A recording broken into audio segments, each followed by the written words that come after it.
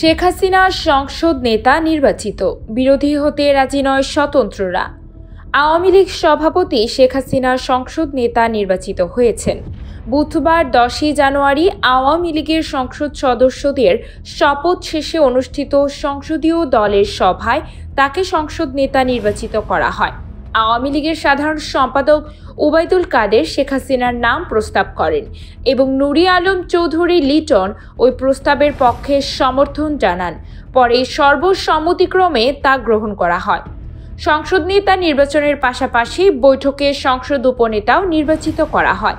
একাদশ জাতীয় সংসদের উপনেতা বেগম মতিয়া চৌধুরীকে দ্বাদশ জাতীয় সংসদ নির্বাচনেও উপনেতা নির্বাচিত করা হয়। এদিকে সংশোধিত দলের সভায় বর্তমান স্পিকার ডক্টর শিরিন শারমিন চৌধুরীকে আবারও স্পিকার হিসেবে নির্বাচনের সিদ্ধান্ত হয়।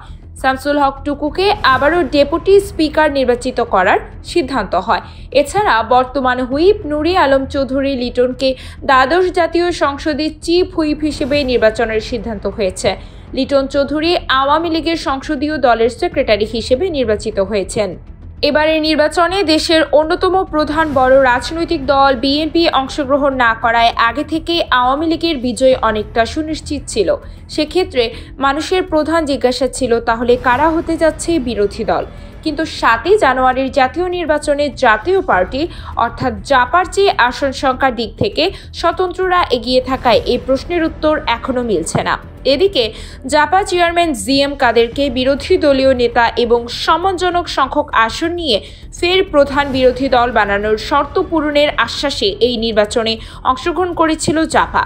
কিন্তু স্বতন্ত্রদের চেয়ে অনেক কম আসন পাওয়ায় জাপা বিরোধী দল হতে পারবে কিনা তা স্পষ্ট নয়। তবে সংসদীয় বিরোধী দল কে হবে প্রশ্নে আওয়ামী লীগ সাধারণ সম্পাদক ওবায়দুল কাদের বলেছেন, সংসদ নেতা অর্থাৎ যিনি নতুন প্রধানমন্ত্রী হবেন তিনি এ ব্যাপারে সিদ্ধান্ত নেবেন।